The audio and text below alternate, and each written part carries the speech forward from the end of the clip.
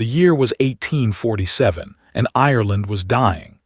Not metaphorically, not in the way that poets speak of a nation's dying, its language ground beneath a foreign tongue, its music silenced in the schoolrooms, its customs eroded generation by generation until only the shape of them remained, hollow as an eggshell pressed too hard. Though all of that was happening as well, Ireland was dying in the most literal and biological sense available to a human body. It was starving to death, field by field, townland by townland, county by county, in a catastrophe so complete that those experiencing it could not always find words for what they were in the middle of, because the words that existed had been made for smaller griefs. The potato blight had come first in the autumn of 1845, and the fields of Ireland, which were mostly potato fields, because the potato was the thing that fed the poor, and only the potato was cheap enough and caloric enough to keep a laborer's family alive on a small plot of rented ground. The fields had turned black overnight, in a matter of days, the tubers rotting in the earth before they could be lifted, filling the air with a smell that those who survived would carry in their bodies for the rest of their lives. A biological smell, the smell of things that should sustain life becoming instead the opposite of sustenance.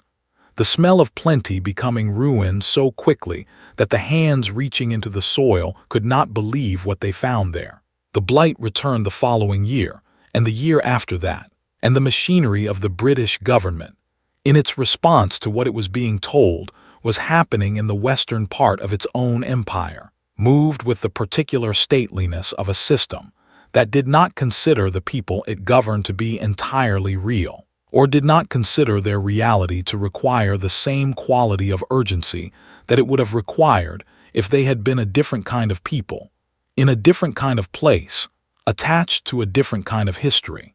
There were road schemes, there were works projects, there were debates in Parliament, there were reports, there were relief committees, there were soup kitchens that opened when the crisis had already been running for 2 years, that served yellow Indian meal that the Irish poor had no tradition of cooking and no equipment to cook properly, and that gave diarrhea to people who were already dying of starvation, and that were then discontinued on the grounds that private charity ought to manage the remainder, because the government had done its part. The government felt it had done its part. The people who were dying did not always share this assessment, but their assessments were not the ones being recorded in the places where assessments were recorded.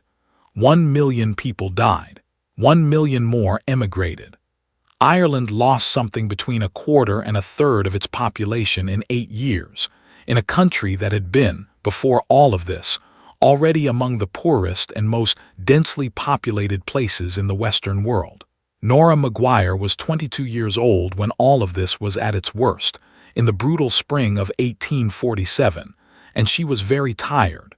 She had not always been tired in this particular way. She had been tired in the ordinary way of a young woman who works hard, from the time she was old enough to work. She had been carrying the household since 14, since her father's absences became long ones and her mother's health became the kind of health that required management and care. Padraic Maguire of County Clare had been a man of good intentions and poor follow-through, which was a combination that could be made to work in ordinary times and could not be made to work in extraordinary ones. He had gone to Limerick in 1845 looking for work on the roads the government had organized, telling his wife and children that he would send money by the month, that he would be home by Christmas, that things would be managed. 1 letter had come in the autumn of that year. After that, nothing, whether he was dead or had found something better in Limerick than what he had left in Clare, or whether he was simply the kind of man who found a clean break easier than the alternative. Nora had not allowed herself to spend very much time on the question, because the question was not productive, and she had limited energy, and she needed every particle of it for things that were. The ordinary tiredness had given way, somewhere in the winter of 1846, to something of a different quality. The tiredness of insufficient food was its own particular experience, distinct from every other kind of tired. It was not the tiredness that sleep could fix, because sleep required a body that was well-fueled enough to rest rather than burning even the diminished stores it had left. It was the tiredness of a lamp running low, a long, slow dimming, perceptible if you knew how to look, terrifying if you understood what you were seeing. Her mother's name had been Caitlin Maguire, and she had been a woman of extraordinary stubbornness, the kind of stubbornness that in better times would have been called character, and in these times had simply meant that she held on longer than most. She held on through the first autumn of the blight, when the smell of rot rose from every field in County Clare like a slow exhalation of the earth itself. She held on through the first winter, when Nora began reducing her own portions without saying anything about it, telling her mother she had eaten already when she had not. She held on through the second autumn and the second failure, and into the second winter, which was the worst winter, the winter when the roads filled with people who were no longer walking toward anything specific, but were simply moving because staying in one place had become synonymous with dying in one place. She held on into 1847 and into February of 1847, surviving on things that barely deserved to be called food: boiled grass, the stripped leather of a shoe sole, water thickened with whatever could be dissolved in it. And then in February she stopped holding on. Nora sat with her in the doorway of their cottage, because Caitlin had wanted to look at the field, even the dead field, even the black stripped nothing that the field had become.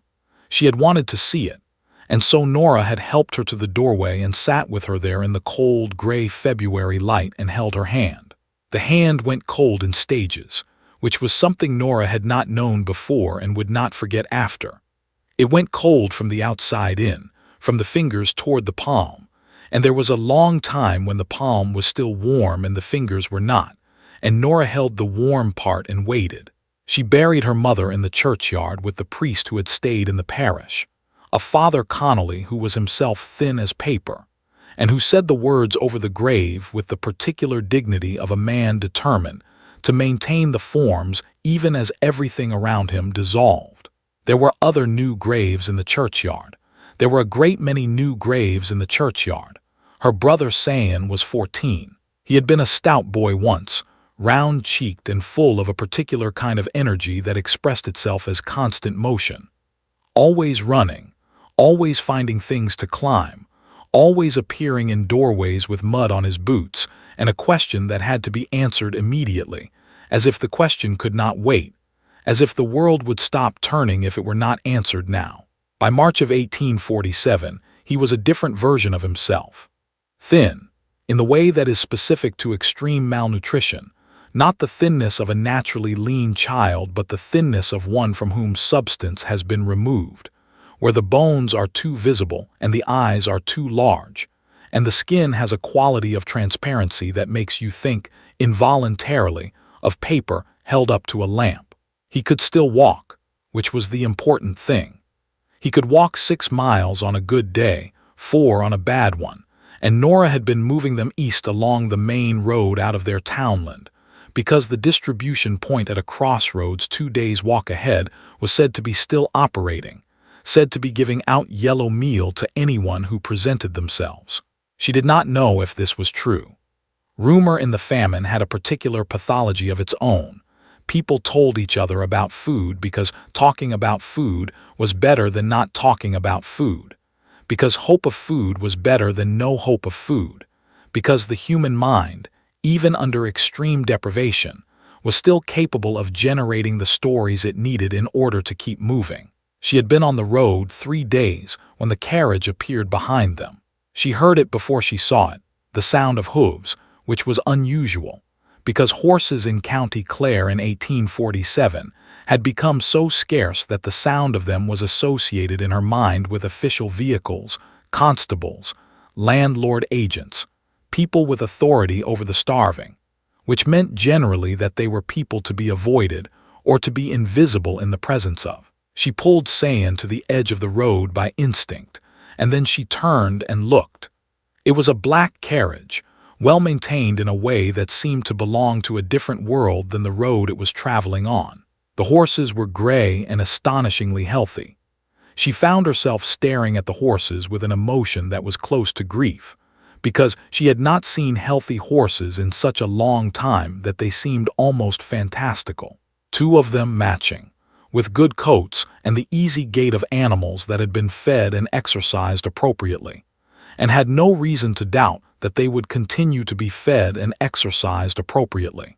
On the box beside the coachman sat a man of perhaps 50 years, dressed in a dark coat of good wool, with a face that was neither kind nor unkind but careful and observational in the way of a man, whose profession required him to assess things quickly and reach accurate conclusions.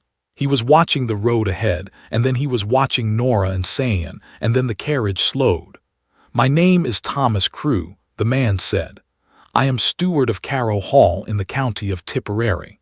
My employer, Mr. Eldred Vane, requires domestic staff. I am authorized to offer suitable candidates a position, with accommodation and meals provided." Nora looked at him. She had been on the roads long enough to have developed specific categories for the various kinds of men who approached starving women on those roads, and she was running through them now with the quick efficiency of someone who has learned to make assessments quickly, because quick assessments are sometimes the difference between safety and its absence. He did not fall into the most dangerous category. He did not have the quality of a man who was working up to something. He had the quality, more specifically, of a man who was conducting a business transaction, who was accustomed to conducting it, who had conducted it many times before and expected to conduct it many times again. This observation, which at the time she filed under the heading of reassuring, was something she would revisit later with a very different understanding. "What kind of work?" she said. "Kitchen work mostly, some cleaning and house service. The house is not fully staffed. There is a room for staff, 3 meals a day provided from the estate kitchen." She kept her expression neutral. The words 3 meals a day sat in the air like something she was afraid to look at directly in case they proved not to be real. "My brother cannot walk well," she said. "He needs a doctor." Crewe looked at Sayan with the same assessing expression he had used on Nora, and she watched him calculate something, and she did not know what the calculation was, and she told herself it was simply a man looking at an ill child and determining the practicalities involved. "He can ride inside," Crewe said. "The journey is 3 hours. Nora looked at Sayan.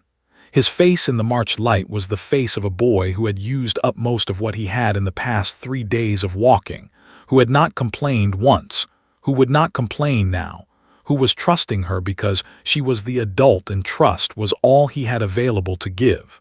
She looked at the gray horses. She looked at the road ahead of her, which stretched into more cold gray country with no indication of anything but more road. She took Sayan's arm and helped him toward the carriage door. The interior of the carriage was warm. Not dramatically warm, but warm enough to be noticeable after 3 days on an open road in early spring, and Sayan leaned his head against the side panel and was asleep in minutes, which was itself a kind of relief, because when he was asleep she did not have to manage the expression on her face and she could look out the window and think. The country they passed through for the first hour was the country she knew. Stripped fields, abandoned cottages with their thatch rotted and their walls beginning to lose the battle against gravity. People on the road, some moving with purpose and some not, some beyond the point where purpose was available to them. She watched it all with the careful attention of someone who has learned to observe difficult things without flinching, because flinching uses energy that does not grow back quickly. Then somewhere around the hour mark, the country began to change. She noticed it gradually. A field that was not entirely stripped, a hedge that had some green in it, a tree with early leaves which was remarkable. She had not seen a tree with leaves in some time. They had mostly been stripped for fuel or browsing. Then more green, more growth, more evidence of things that were alive and growing. And the combination of these things created an impression that built slowly and then became, somewhere in the second hour, impossible to ignore. The valley they were descending toward was green.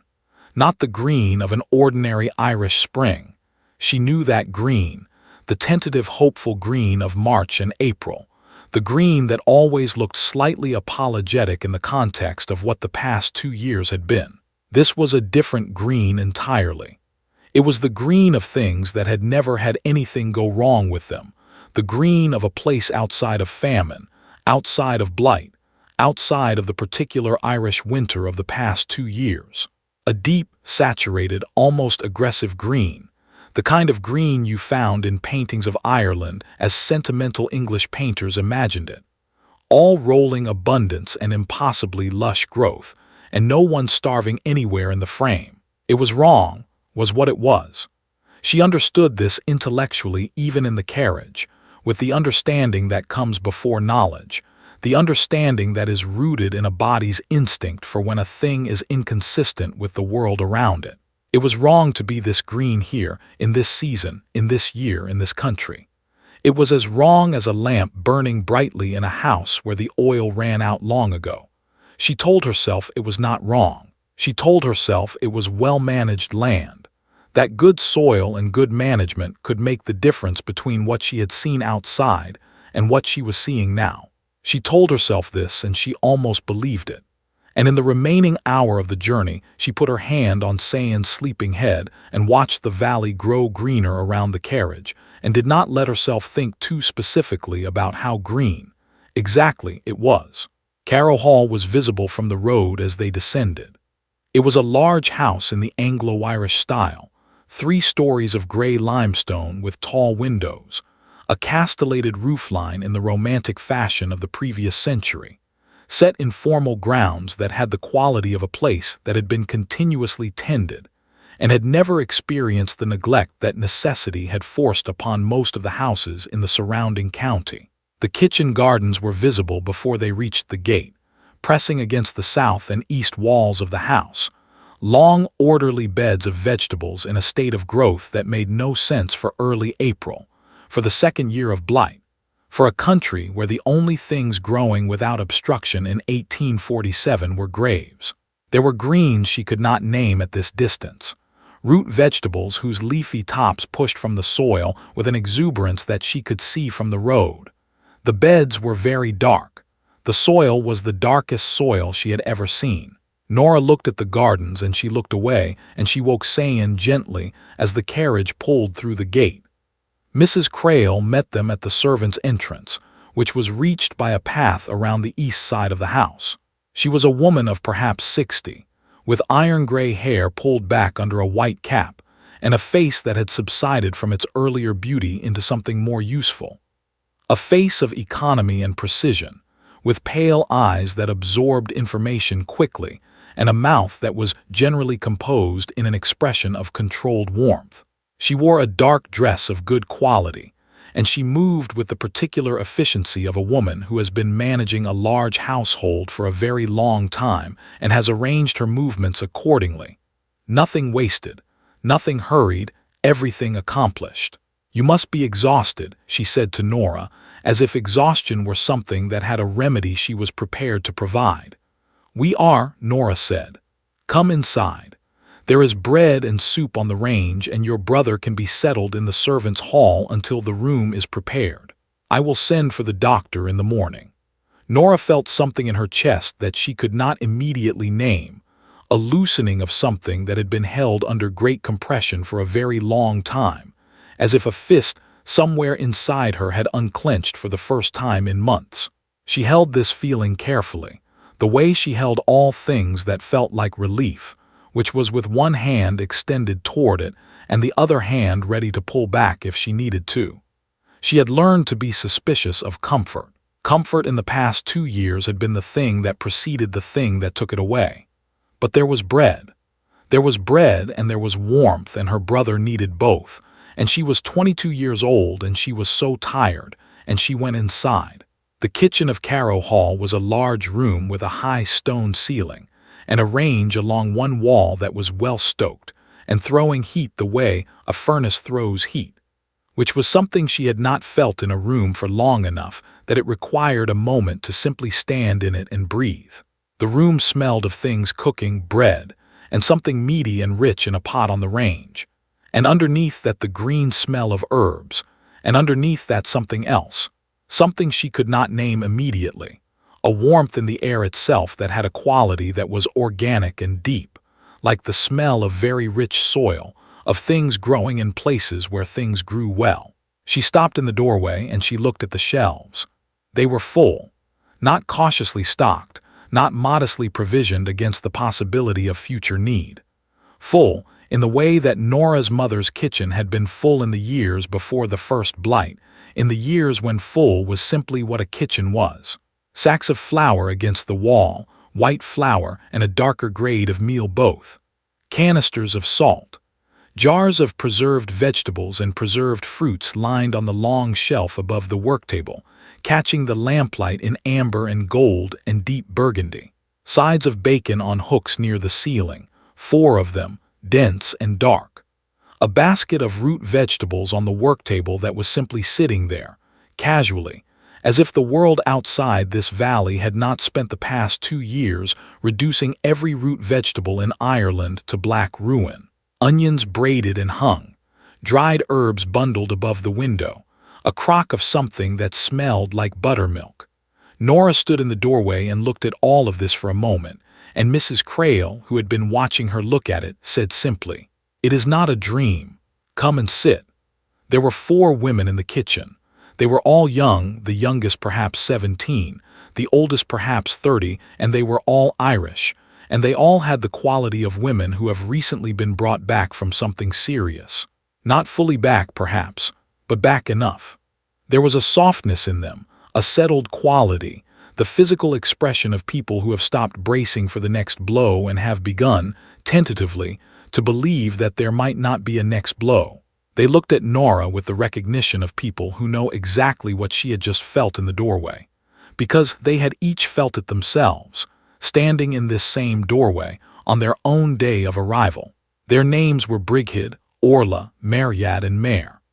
Brigid was from Mayo, a tall young woman of perhaps 20 with fair hair and a freckled face, and the particular quality of someone who had been, before the famine, good-humored and sociable, and who still had the remnants of this quality available to her, though deployed now more carefully than it had once been. She smiled at Nora with a warmth that was genuine, and said she was glad of the company. Orla and Mariad had come together from Galway, and had the quality of women who have survived something in each other's company, and are now bonded by it in a way that made them slightly apart from the others, not unfriendly, but connected to each other in a way that required an adjustment for anyone observing them from outside that connection. Orla was small and dark and quiet.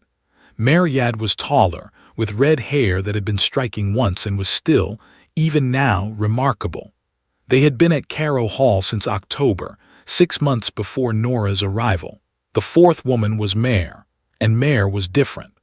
She was perhaps 30, with dark hair and very still dark eyes, and a quality of self-containment that was different from the self-containment of the others in a way Nora could not immediately quantify. It was a stillness that felt, if she was honest with herself, like the stillness of a pond whose surface has been glassed over smooth and calm, but with something beneath it that had been, not long ago, a different kind of movement entirely. She sat slightly apart from the other 3, with a cup held in both hands, and she looked at Nora when Nora came in with eyes that were careful and assessing, and then she looked away again, and she did not offer her name. Nora learned it later from Brigid. They ate. The soup was thick and dark with vegetables, and something that had been simmered for hours, mutton, perhaps, or some other meat, and it tasted of depth and substance, and of everything that had been missing from her body for months. The bread was white and dense and still warm from the oven, and there was butter, actual yellow butter, the kind of butter that had been a memory for Nora for 2 years now, and she spread it carefully and ate in small, deliberate bites, because she was still Nora Maguire of County Clare, and she was going to hold on to herself. And she ate 3 slices of bread and 2 portions of soup, and she felt each mouthful travel through her with the extraordinary vividness of sensation, returning to a body that had been living below its own requirements for too long. The food was remarkably good, not just good in the way that anything is good when you are hungry. It was genuinely, distinctively good, with a depth of flavor that she would have attributed to skill and fine ingredients if she had encountered it anywhere else, but that in this context seemed to go beyond what skill and ingredients entirely explained. She put this observation away. She had other things to attend to. She asked about the position that evening, speaking to Mrs. Crewe in the quiet after the other women had gone to bed. She asked the practical questions. What the work was, what the terms were, what was expected of her. Mrs. Crewe answered all of them with a composed efficiency that left nothing obviously unaddressed, and Nora listened and filed each answer and noted, very quietly, the things that were not said. She noted that no payment had been mentioned. When she asked directly about wages, Mrs. Crewe said that the arrangement was room and board in lieu of wages at the present time, in acknowledgement of the circumstances, and that if her situation improved it might be reviewed. This was not an unusual arrangement in 1847 for someone in Nora's position, and she accepted it for the time being. She noted that the question of how long the arrangement was expected to last was not directly answered. Indefinitely, Mrs. Crewe said. You are welcome here for as long as you need. This, too, was not unusual, and Nora filed it. She noted that when she asked how many women had worked in the household before the current group, Mrs. Crewe's face remained entirely composed, but her answer was slightly slower in coming than her other answers had been. A few, she said. They have moved on as circumstances improved for them. One or two found positions elsewhere. One went to stay with family. Nora did not push further that night, because she was too tired and too recently fed to push further, and because some part of her wanted very badly to simply be where there was food and warmth for one night without thinking about it too carefully. She slept deeply that night, which was the first time she had slept deeply in months, and in the morning Sayan was already awake and trying to convince Mrs. Crewe to let him help in the kitchen. And the doctor came from the nearest town and looked Sayan over and said the same thing Nora already knew, that he was severely malnourished but structurally sound. That rest and food would do it. And the relief of hearing a doctor say what she already knew was something she had not expected to feel so strongly. Sayan recovered. It took 3 weeks, and it was, in the context of everything else, almost ordinary in the best possible sense. A boy eating and sleeping and eating again and sleeping again and slowly, steadily, building back toward himself.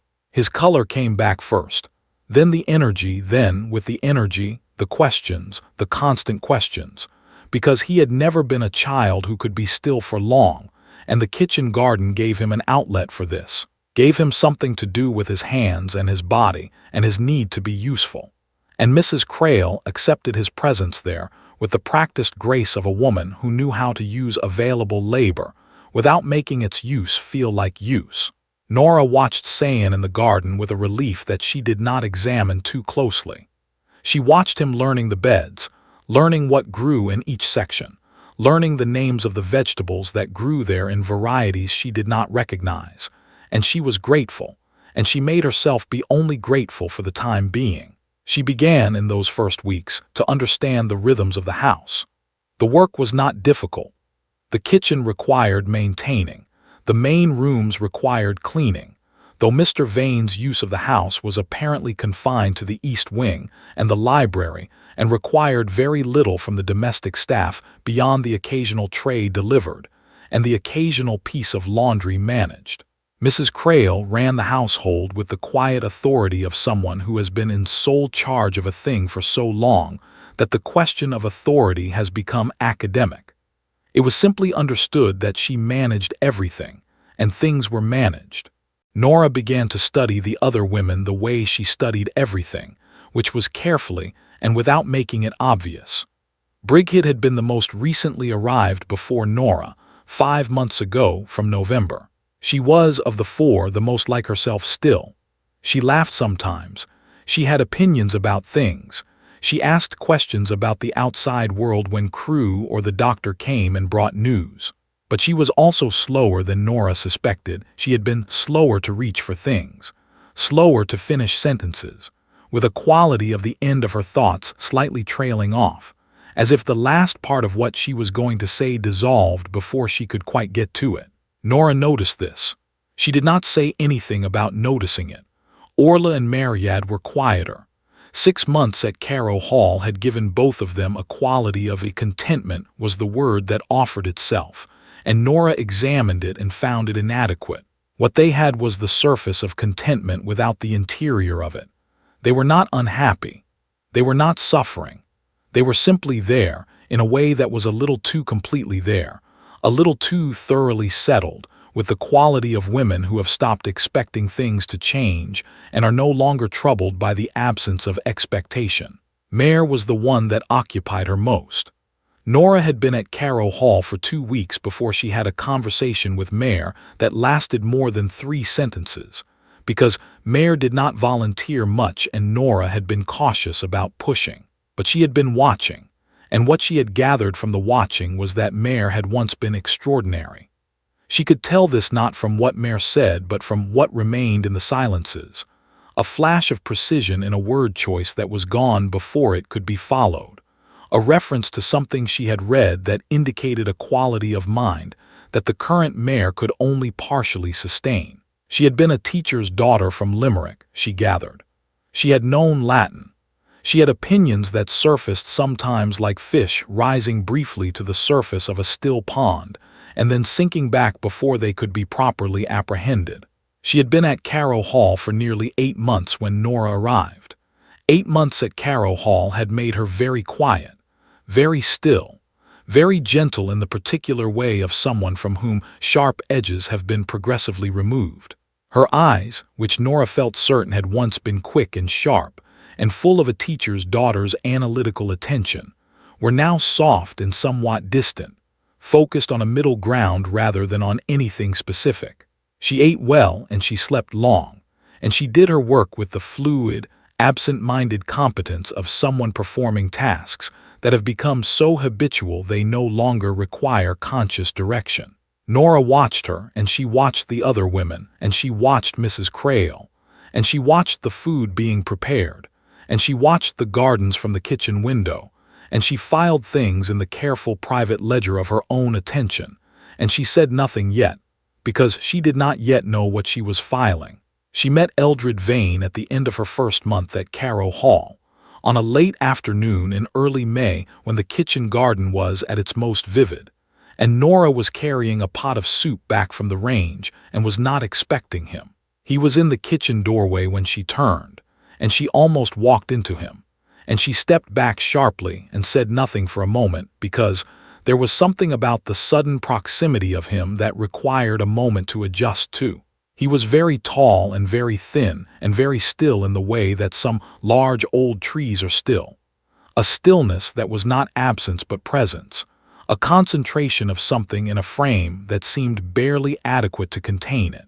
His skin was the translucent skin of extreme old age, the kind that shows the tracery of vessels beneath it if the light is right.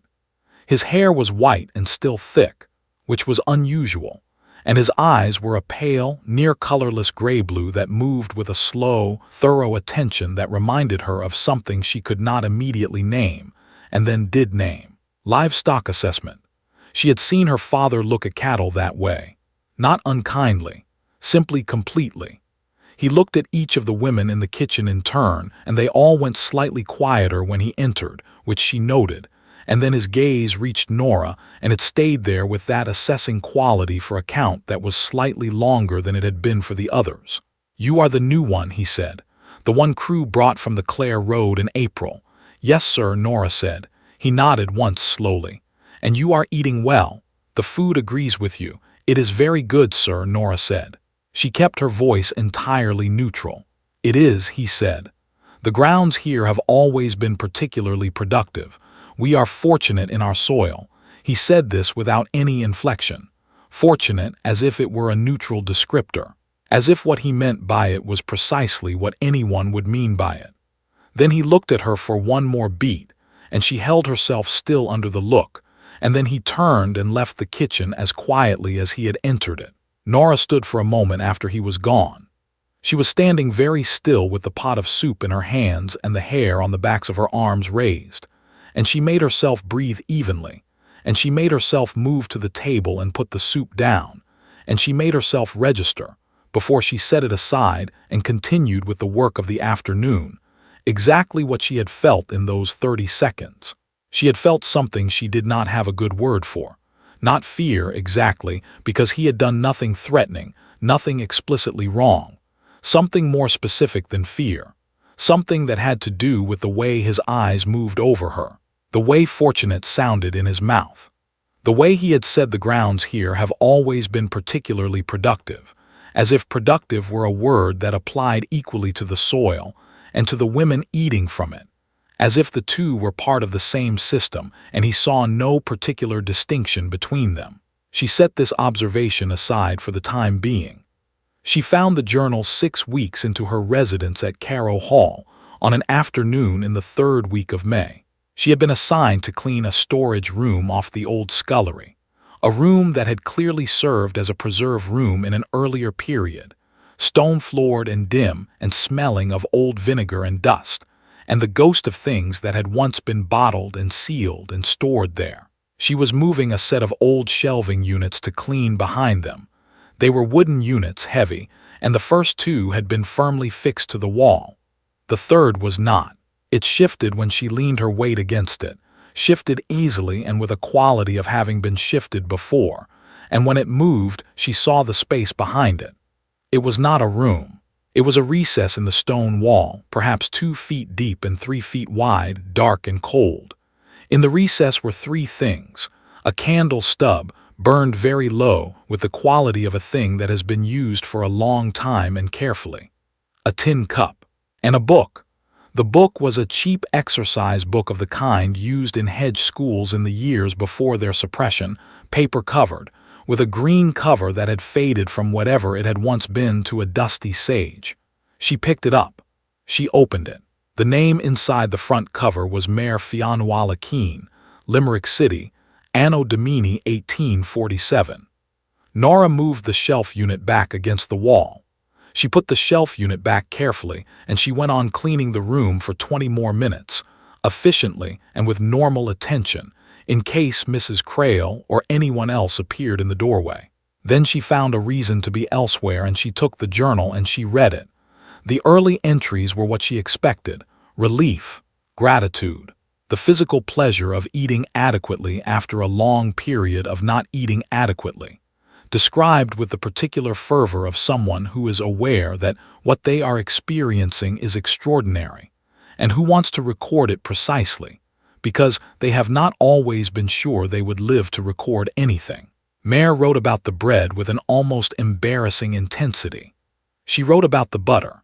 She wrote about the soup and the specific quality of warmth it produced, which she described as going deeper than the body, as if it were warming something that needed warming below the level at which food ordinarily operated. Nora read this and set it aside, because the intensity of Mayor's early entries about the food was something she recognized from her own early weeks. It was simply the intensity of starvation's reversal. She was not alarmed by it. She was more interested in the later entries. The entries became more reflective toward October, 2 months after Mayor's arrival. There was an entry in which she wrote about the other women who had been there when she arrived, women whose names Nora did not recognize, women who had since left for the positions elsewhere, the cousins, the better situations. Mayor wrote about them warmly in the early entries, noting their characters, their qualities, the particular individual texture of each of them as people. And then the references thinned. And then there was this, from October. She wrote that she had been trying to remember the face of a woman called Sinead, who had been there 3 months before Mayor arrived and had left 2 weeks after, and that she could not.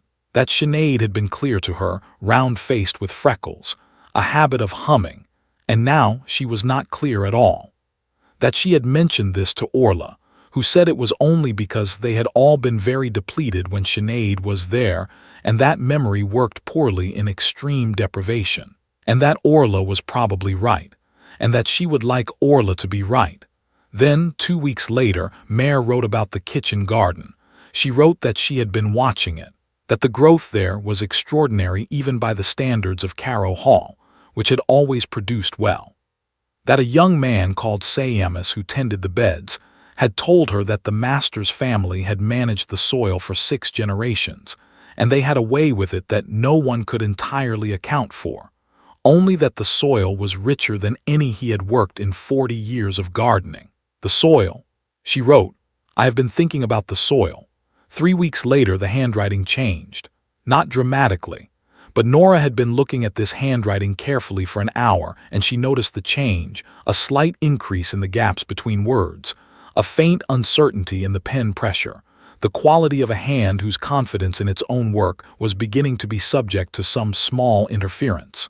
Mayor wrote, I am very tired, more than I would have expected. Mrs. Crewe says this is the body healing itself, that deep recovery takes time. I believe her because I want to. But the tiredness I feel now is different from the tiredness I know. The tiredness I know is the tiredness of a lamp that is out of oil. What I feel now is more like the tiredness of a lamp that is burning. That is being used. The distinction seems important, and I am trying to hold it. Nora put the journal down on her lap for a moment and looked at the wall. The tiredness of a lamp that is burning. She thought about her own tiredness, which she had been attributing to the long process of recovery, to the physical work of the household, to the adjustment from deprivation to sufficiency. She thought about Orla and Mariad, who were noticeably slower than they had been in Nora's first weeks. She thought about Brigid, whose sentences sometimes trailed off at the end.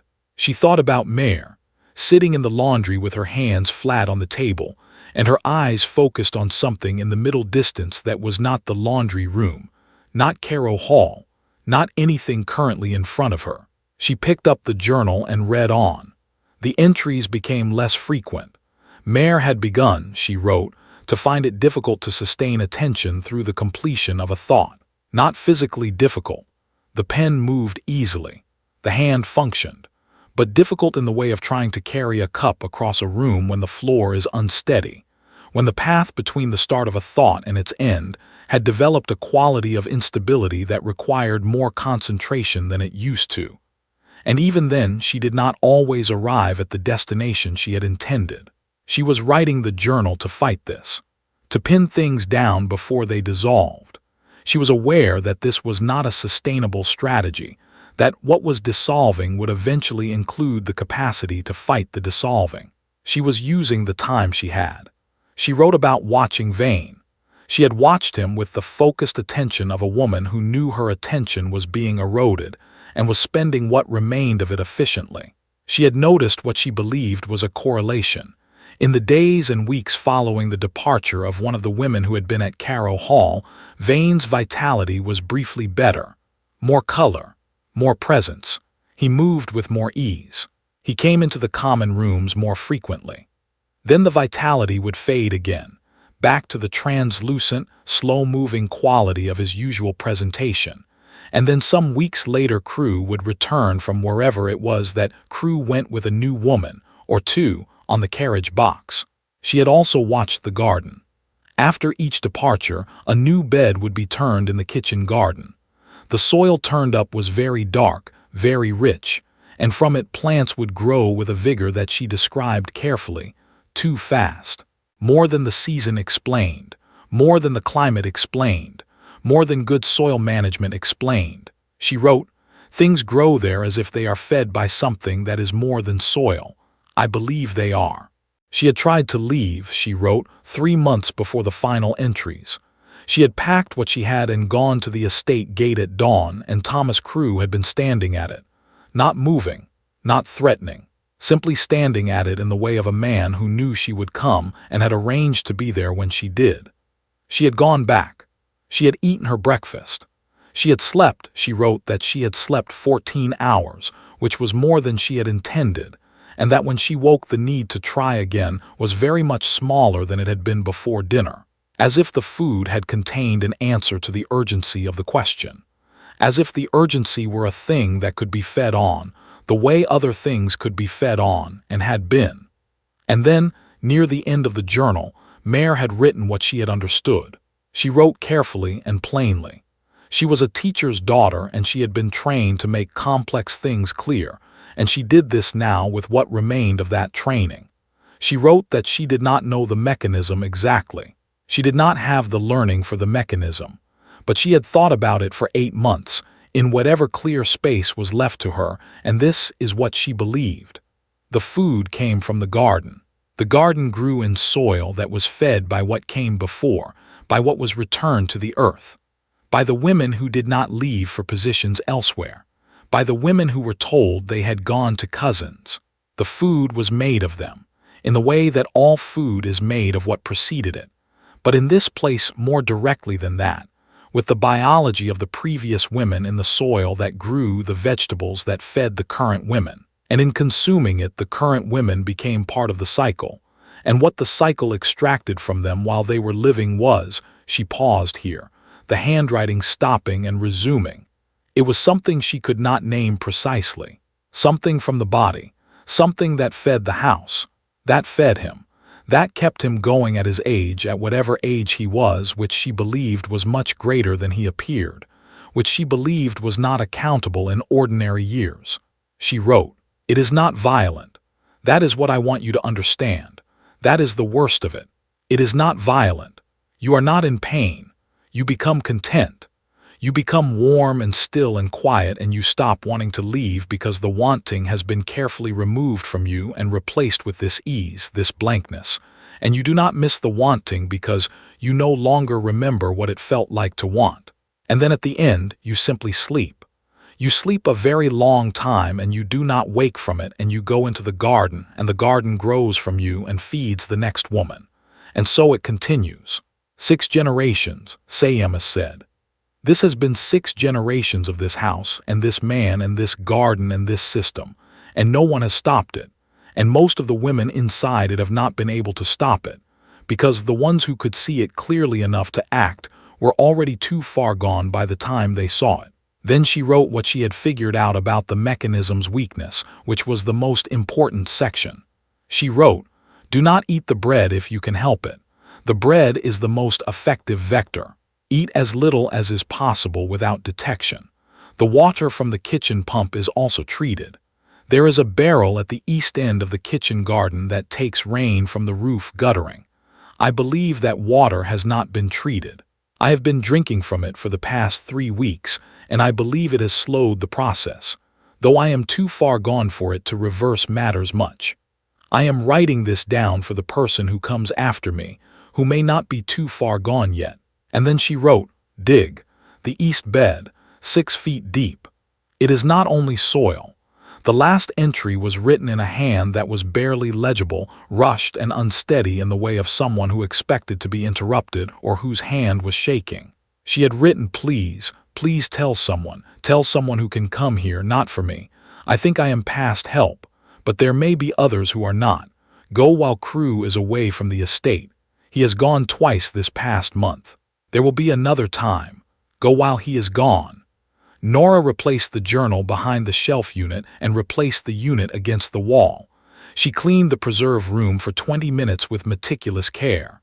She returned to the kitchen and helped prepare the evening meal and ate what was put before her in amounts that were small enough to be below the level of observation, but small enough, she intended, to matter. She took water that evening from the rain barrel at the east end of the kitchen garden, in the guise of checking on a plant near the wall, drinking quickly with cupped hands in the early dark. She lay awake in her bed in the servants' quarters that night with the careful, disciplined attention of a woman taking stock.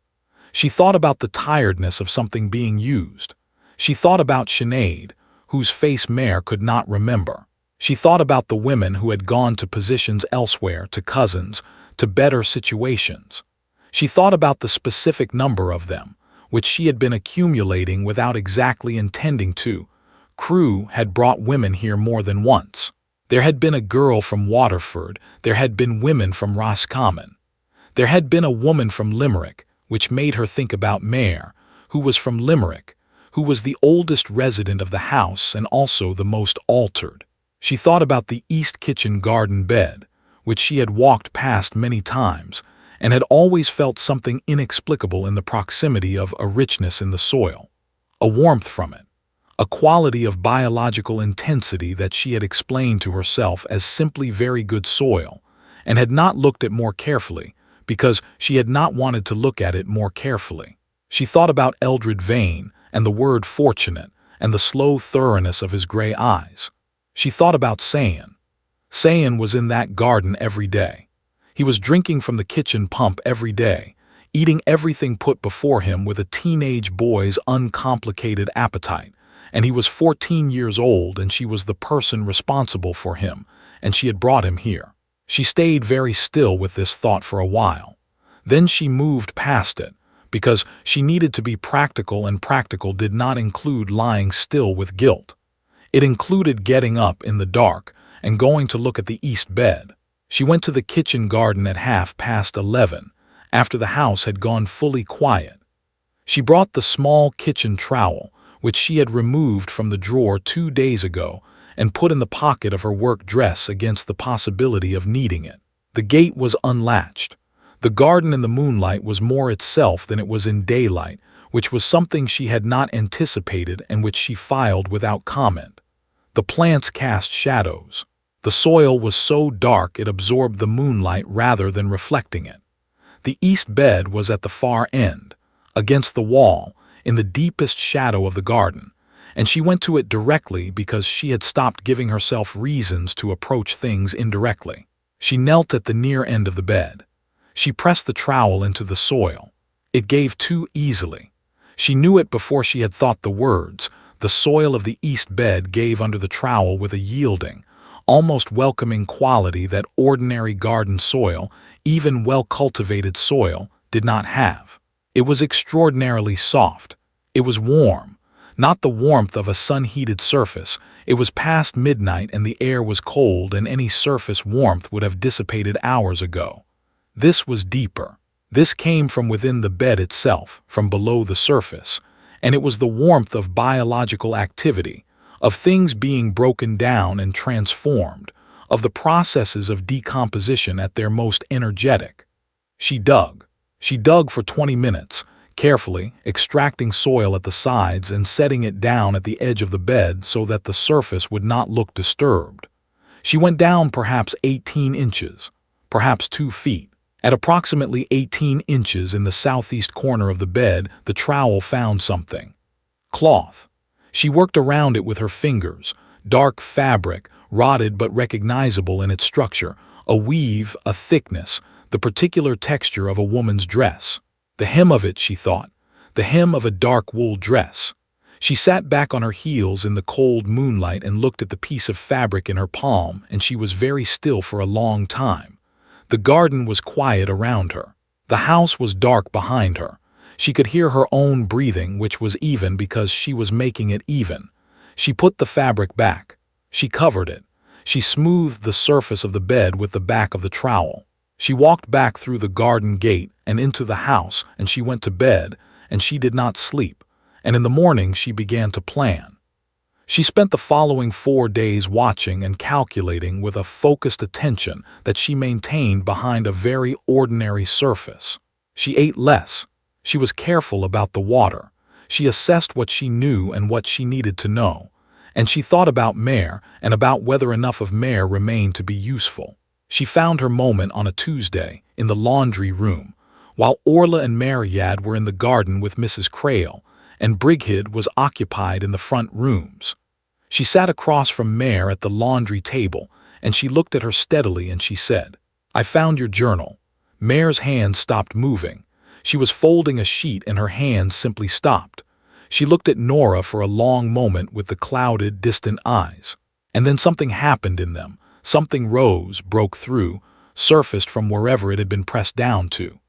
Clarity. Specific, focused, unmistakable clarity. The clarity of a woman who had been an intelligent person in a life before Carrow Hall and who still had that intelligence somewhere inside her, and was currently using every remaining resource she had to bring it to the surface. "I wrote it," she said. Her voice was slow and careful, the voice of someone navigating by touch in very limited light. "All of it," Nora said. "I dug the east bed last night." Mare closed her eyes. When she opened them, the clarity was still there. But Nora could see the effort of it, could see that holding herself at the surface of her own mind was costing Mare something measurable, something that was running low. They talked for 20 minutes in very low voices, with the focused brevity of people who are aware that the time available is limited and who have both, independently, already done the thinking. Mare confirmed what she had written. She answered the questions Nora had, the ones that the journal did not fully address. She was slow, and she had to stop and begin again twice when she lost the thread, and each time she found it again with a visible effort that Nora watched with something she chose not to call sorrow because sorrow would not help either of them.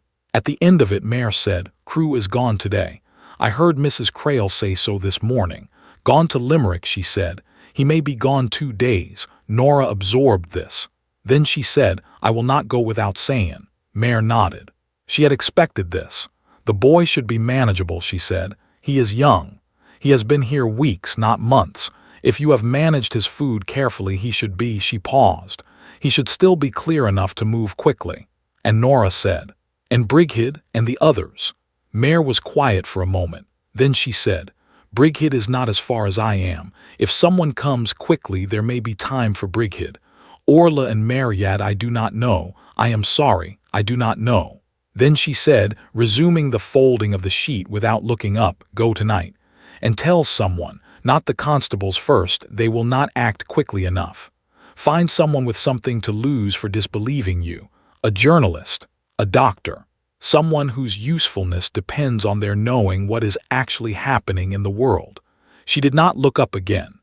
Nora looked at her for a moment longer than was necessary, and then she went to find Sayan. They left Carrow Hall at 11 o'clock that night. Nora had spent the hours between the laundry conversation and 11 moving through the house with the careful efficiency of someone who has made a plan and has enough of herself left to execute it. She gathered their coats, the shoes that had been given to Sayan, a quarter of a loaf of bread from the kitchen, not to eat, but to carry as evidence, because she understood that she was going to have to show someone something physical, that her account of what the journal said and what the east bed contained was not going to be sufficient on its own. She wrapped the bread in a cloth and put it in her pocket. She retrieved Mare's journal from the preserve room and put it inside her dress against her skin. She woke Sayan at 10:30. He was groggy, more groggy than she liked, and she noted this and held it in the urgent file of things she was going to think about later, after they were out. She told him they needed to leave, that she did not feel safe, which was true. He was 14 and he trusted her completely, which was the most useful thing in the world at that moment, and he dressed without asking for explanations, and he was ready to move when she told him to move. The gate of the kitchen garden was unlatched. The gate of the main estate was unlatched. There was no figure at it. Mare had been right. Crewe was gone, and without Crewe at the gate the mechanism had a gap in it, because whatever the food did to a woman's will to leave relied on the food being consumed over time, and on the gate being watched by a physical person when that will briefly surfaced, and tonight neither condition was fully met. They walked through the gate and onto the road. Nora did not look back. She set a pace that Sayan could maintain, and she aimed them west and north, away from the valley, toward the county road. The valley was dark and impossibly quiet and impossibly green around them, the deep saturation of the fields visible even in moonlight, and she was aware of something happening to her as they walked out of it. A warmth leaving her blood, a heaviness dissolving, the comfortable blankness that she had been fighting for 6 weeks thinning and dispersing like fog when air moves through it. She became more herself with each half-mile, which was something she had not known she would notice so clearly, which was itself information about how far the process had progressed. She thought about Mare sitting in her room. She kept walking. By dawn they were on the county road, moving with the traffic of the famine roads, which was the most terrible kind of ordinary, which was people going in the direction of rumored food. And she and Sayan went with it, and Sayan walked steadily and with increasing strength as the hours passed. And by the end of the first day, the grogginess had gone from him entirely. And by the third day, he was asking questions again the way he always had, and she had never been so relieved by questions in her life. It took 6 days to reach the town of Nenagh, moving as fast as Sayen's recovered but still mending legs would allow. They ate at a Quaker distribution point on the second day, yellow meal, tasteless, entirely honest, tasting of nothing in particular and of nothing at all from Carrow Hall, and she ate it gratefully and without complicated feelings about it, which was itself a relief. Sayen ate everything he was given and more beside. He was growing back. She watched him growing back and she kept walking. In Nenagh she went first to the police barracks. The constable who received her was a young man from Queen's County, with the particular expression of someone who has been receiving impossible reports from desperate people for 2 years, and has developed a careful, defensive version of professional attention.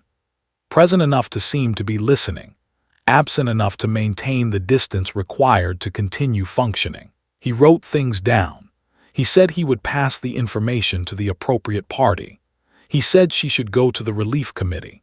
His eyes, when they met hers, had the quality of a man who has decided before she opened her mouth that she is one of a known category of person rather than someone saying something new. She went to the relief committee. The clergyman there was a better listener, a decent man clearly doing his inadequate best in a situation far larger than anything he had been given tools to manage. He listened carefully. He asked a few questions. And then he explained with genuine regret that Carrow Hall was in a different administrative district, that the landowner was a subject of civil rather than criminal law until evidence of criminal conduct was established, that the process of establishing that would take time, that he would write to the relevant parties, that the relevant parties would need to be written to. Nora thanked him and went to the inn. She had heard at the market that morning that there was an English correspondent staying at the inn, a man writing for a London paper about the famine, one of the several such correspondents that the scale of the crisis had drawn to Ireland from the English press, who wrote pieces that their English readership received with the combination of horror and unreality that characterizes the consumption of suffering at a comfortable distance. She did not know if he would be useful. She went anyway. His name was William Hadley. He was perhaps 35, with a lined face that had been lined by the specific wear of a man who spends his professional life looking closely at things that are hard to look at, and then writing about them for people who find them difficult to read.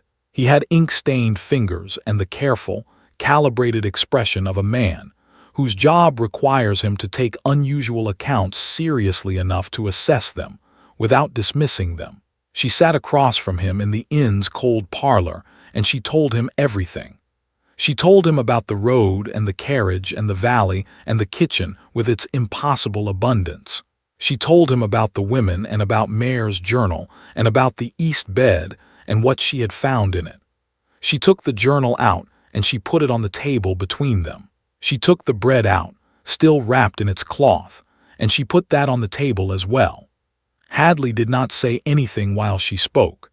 He listened with the quality of a reporter who has been trained to let a source exhaust the thing they are trying to say before interrupting it, because interrupting loses things that are not recovered. He asked 3 specific questions when she finished. About the depth she had dug, about the age of the dress fabric, about whether she had observed any specific change in Mayor's physical condition that she could describe precisely. She answered all 3. Then he looked at the bread for a long moment. Then he said, "I want to send this to a physician I know in Dublin before I go anywhere, and I am going to go to Carrow Hall." He did not say he believed her, but he had the expression of a man who is treating what he has heard as potentially factual, which was, in the context of the past 24 hours, more than she had expected. She left Sayen in the care of the innkeeper's wife, who asked no questions, and had a face that was simply kind in the way of certain women who are kind as a matter of practice rather than policy. Then she rode with Hadley to Carrow Hall 2 days, with the constable from Nenagh who had apparently had enough residual unease about her report to make himself available when Hadley contacted him, and a second constable, and Hadley's own certainty, which was not the same as belief, but functioned similarly for the purposes of getting through an estate gate. The gate of Carrow Hall was open. The carriage house was empty. Crewe's quarters, when the constables checked them, had been cleared, a trunk removed, a wardrobe emptied in a way that spoke of deliberate departure rather than abandonment. He was gone. Whatever warning had reached him, he was gone, which told Nora something she had suspected, which was that the system had always included a contingency for exactly this kind of arrival. Mrs. Crewe was in the kitchen garden.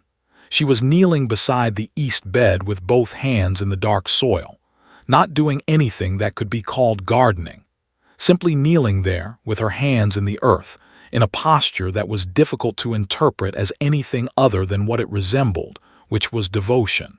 She looked up at Nora when Nora came through the gate, and her face was entirely tranquil, with the specific tranquility of a woman who has made a decision about something a very long time ago, and has long since moved past any ambivalence about it. He had to go, she said, conversationally, as if they were resuming an interrupted discussion. When they come officially, he has always had to go then. He has managed it for 6 generations, and he will manage it again. He will simply begin again somewhere else. He has before. Where are the women? Nora said. Brigid, Orla, Mariad, where are they? Mrs. Crewe looked at the east bed for a moment. Then she said, Brigid is in the house. The pause before Brigid's name, and the fact that she named only Brigid and then looked at the east bed, told Nora what she needed to know. She went into the house. Hadley and the constables followed her.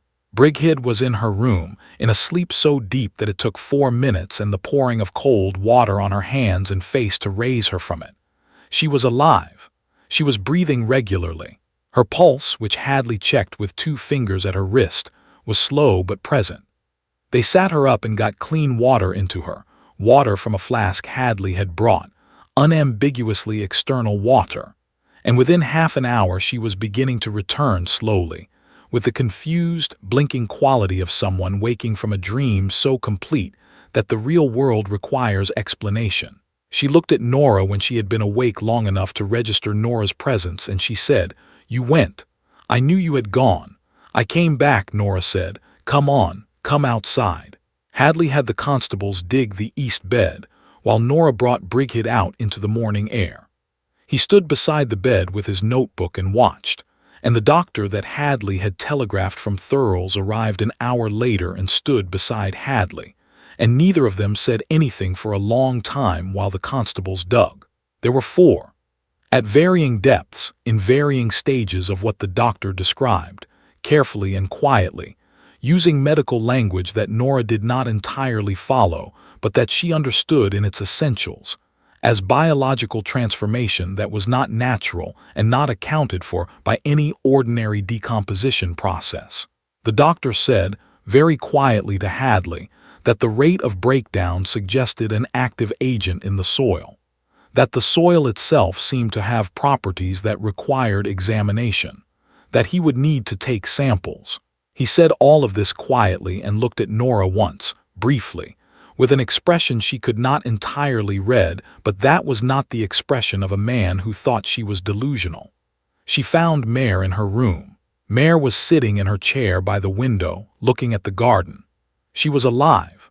She was not sleeping. She had the quality of someone who has stopped struggling with something and is simply sitting with it, which was in some ways the most difficult thing Nora had seen in all of this, because she understood what it had cost Mare to get to that kind of stillness. She came in and said Mare's name. Mare turned. The clouded eyes found Nora. Something tried very hard to surface and nearly made it. She said, Did you tell someone? I did, Nora said. Mare nodded. She looked back at the garden. The morning light was on it, on those extraordinary beds, on the dark soil, on the plants growing from what they grew from, and Nora looked at it with her, and then she looked away. Because some things could be looked at now, and some things were still better to look at later. Mare recovered. It took a long time, which Nora had expected. 8 months was a long time to have been inside what Carrow Hall had done to her, and the reversal was slow and uneven and had setbacks. She spent that first summer in Nenagh, in the room above the inn whose innkeeper's wife asked no questions. By autumn she could read again, though she tired quickly. By winter she was teaching, first the children of the other recovering women, Then at the small school that was established with money generated by Hadley's account, which was published in modified form and which produced, from its English readers, a response that surprised everyone including Hadley. Hadley wrote the account with the particular restraint of a man who understood that the version of events most likely to be actionable was not the most literal version. The biological details he handled obliquely, in the language of systematic exploitation and deliberate harm, in the language of a landlord system that had treated the poor as resources rather than persons, which was a language his readership understood and could receive with appropriate indignation, without needing to confront the specific mechanism by which it had operated at Carrow Hall. The version of events that ran in the newspaper was true. It was simply not completely true. The completely true version, Nora felt, was for later, perhaps much later. Eldred Vane was never found. Thomas Crewe was never found. The legal proceedings regarding the estate moved through the courts with the deliberate pace of legal proceedings regarding the estates of Anglo-Irish landlords in the years immediately following the famine, which was to say very slowly and without any particular urgency, because the law was designed by and for the class whose interests it was primarily understood to protect. The house was eventually sold to a wool merchant from Tipperary town who had no knowledge of its history, and who, as far as Nora ever learned, experienced nothing unusual in it. Whether Vane had gone to England, or to America, or to some third country where there was sufficient destitution to provide the material he required, and whether he was beginning again somewhere else with someone else's Crewe, and someone else's Mrs. Crewe, and whether the process that he had maintained for 6 generations of his family would simply continue in some new location that no one had yet noticed. These questions occupied Nora for the remainder of her life, at intervals. She did not have answers. She had, instead, the fact of having walked out of the valley, which was not an answer but was the most important thing she had. She sailed for America in September of 1849. She and Sayan together, out of Cork, on a vessel that was better maintained than most of the famine ships because Hadley had connections in Cork and had used them. And the crossing took 6 weeks and was terrible in the ordinary ways of Atlantic crossings in 1849 and in no other ways, which was the best she could have hoped for. Sayan was 16 by then and broad in the shoulder again, with his old energy reconstituted from the ground up, and he spent the crossing helping where he could be useful and talking to everyone who would engage with him because he was 16 and the world was large, and he had survived a thing that should have finished him and had not. He did not appear to carry any lasting mark from Carrow Hall. She attributed this to his youth and to the care she had taken with his food in those weeks, and to whatever remained of luck in the world. Boston was where they landed, and Boston was where they stayed. She worked, which she had always known how to do. She found a position in a household of the kind that Irish immigrant women typically found positions in, cooking and cleaning and managing and making things work. And she was excellent at it. Because she was excellent at things she put her attention to. And she saved money. And after 2 years she had enough to set up with a woman she met at the Irish Community Center in a small boarding house for working women, which provided clean rooms and meals and a reasonable rate, and was, within 5 years, the thing she was most known for in the neighborhood, because she ran it well, and because the women who lived there were treated with a dignity that was not, in the Boston of the 1850s, universally available to Irish immigrant women. She sent money home to cousins who were still in Clare. She read everything she could find, which was a great deal. Boston had bookshops and lending libraries and periodicals, and Nora read with the focused appetite of a woman making up for lost time, for the years when there had been no books because there had been no fuel to burn for reading light and no energy to spend on anything that was not immediate survival. She corresponded with Mayer, who was alive and teaching and who had written to her in 1851 with the following sentence, which Nora kept: "I am glad to be a woman who is angry again. I had forgotten what it felt like. I find I prefer it considerably to the alternative." She corresponded with Hadley, who was back in London and who wrote occasional pieces about Ireland that were better than most because he had actually been there. He wrote to her once asking if she would be willing to provide a written account of her experience at Carrow Hall for publication. She wrote back that she would think about it. She was not unaffected herself. She had been honest with herself about this from the beginning, in the way she was honest with herself about everything, which was completely and without any softening that she did not genuinely need. 6 weeks inside the system of Carrow Hall had left something, not visible, not debilitating, but present in the way of something learned in the body rather than the mind, something that the body had recorded and did not quite release. There were moments, not often, but reliably, of what she could only describe as a pull. A warmth in her blood that was not connected to any identifiable cause, a comfortable heaviness that came on her without warning, and that she had learned to recognize for what it was. A biological memory, she thought.